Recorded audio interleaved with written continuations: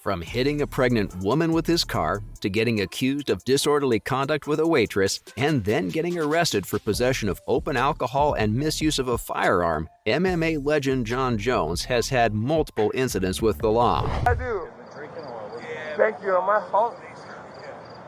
A black man. Bones is finally getting his chance at some UFC heavyweight gold against Ciryl Gane. Many people think Bones could end up taking the win, considering how good he is in the octagon. He's so good that Joe Rogan called him a wild man. Doing a good job defensively, though. Ate a shot there. Oh, yeah, that hurt. He's hurt. Jon Jones. Though the octagon isn't the only place Jones is a wild man. Although he's been arguably the greatest of all time in the UFC, Jones was arrested back in April 2020 on 3rd Street and Central Avenue.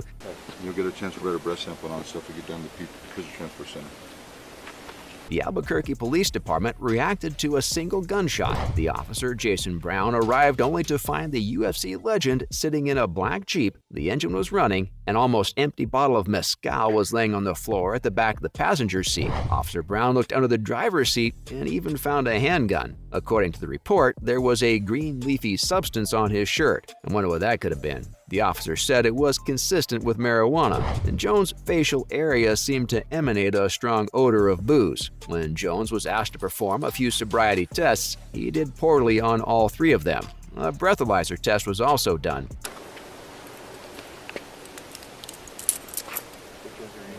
The American mixed martial artist was even shown to be around double the amount of the legal limit for alcohol. His subsequent arrest was on 4 different counts, the first of which was driving while intoxicated. The second was for his possession of an open container. The third, of course, was his negligent use of a firearm. Just keeping it under your driver's seat can't be safe for you or anyone around you. The American fighter has had many run-ins and incidents with the law. The light heavyweight UFC legend is regarded by most as the #1 mixed martial arts fighter. The 4th count is probably what surprised me most about this incident. Jones apparently didn't have any proof of insurance in the black Jeep. He's clearly known for his talent and technique during a fight, but as you can see, Jones is also famous for his shenanigans outside the octagon. Either way, this isn't the only time Jones has gotten in trouble with the law. This is just one of many. All the way back in 2012, Jones ended up crashing his Bentley in New York. The UFC legend was charged with a DWI after he smashed the car into a utility pole. In 2015, Jones had a run-in with the Albuquerque Police Department again. The police wanted Bones for questioning related to a hit-and-run on Sunday morning. A pregnant woman was involved in this hit-and-run who had to be hospitalized. In a talk with a spokesperson from The Guardian the very next day, the Albuquerque Police Department talked about how they only wanted to ask John some questions. But for some unknown reason, the American UFC fighter wasn't really making contact with them, leaving the Albuquerque police officers confused as to what was happening. They even tried to contact his lawyer, but that didn't work out for them either. The police then had to resort to reports by witnesses who told them that Jones ran away from the site, came back after a bid to receive a hefty handful of money, and then left the scene again. After inspecting the car, the police later discovered a pipe along with marijuana in the car. They also found Jon Jones' name on the rental car paperwork. As one of the biggest UFC stars,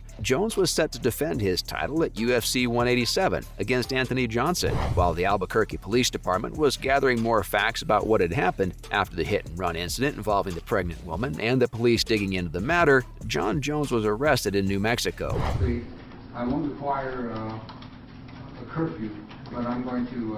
His UFC light heavyweight was also taken away from him at the same time. Jones later tweeted out on his official Twitter account where he apologized to all the people that he said he'd let down. The UFC legend also talked about how he has a lot of soul-searching to do now. UFC CEO Lorenzo Fertitta and UFC President Dana White reportedly met up with the MMA star in Albuquerque before they made their decision to deprive the American fighter of his light heavyweight UFC title, and at the same time also deprive the UFC of one of their biggest stars ever, someone who's been widely regarded as one of the greatest mixed martial artists of all time, even to this day all these years later, even with all the new faces and talents emerging. Dana White, in a talk with Fox Sports, spoke spoke about how Jones was very disappointed in himself and how he wanted to be known as the greatest fighter ever. But the UFC president also added that this was the right decision. It was the one that they really had to make. And while Jones had won his bout with Cormier in January, even after testing positive in the results for cocaine, he couldn't have his scheduled fight with Anthony Johnson, the #1 contender back at UFC 187. Daniel Cormier, the #3 contender, ended up taking Jon Jones' place for a shot at the title instead.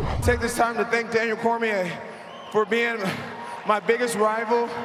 Dana later expressed how he felt about the whole situation. He talked about how it wasn't fun to strip Jones of his title. What's more, Jones was also going to face 18 months in jail for the charges against him. He managed to avoid jail time, though, and received supervised probation for 18 months instead. But I guess old habits die hard, as while on probation for his felony charge, the MMA fighter was stopped in Albuquerque yet again and given 5 tickets. One of them was even for drag racing. This incident was actually documented pretty well. Body cam footage was used to capture most of it. But 3 years later, in 2019, Jones, in an incident at a strip club, was accused of disorderly conduct with a cocktail waitress. After pleading no contest, Jones had to take a plea deal. The now heavyweight UFC fighter was accused of choking and kissing the waitress and even slapping her genital region, to which Jones originally pled not guilty to the charge of battery. Other than his extensive list of worrying legal incidents and arrests, Jones failed 2 different drug tests. These tests were administered by the United States Anti-Doping Agency.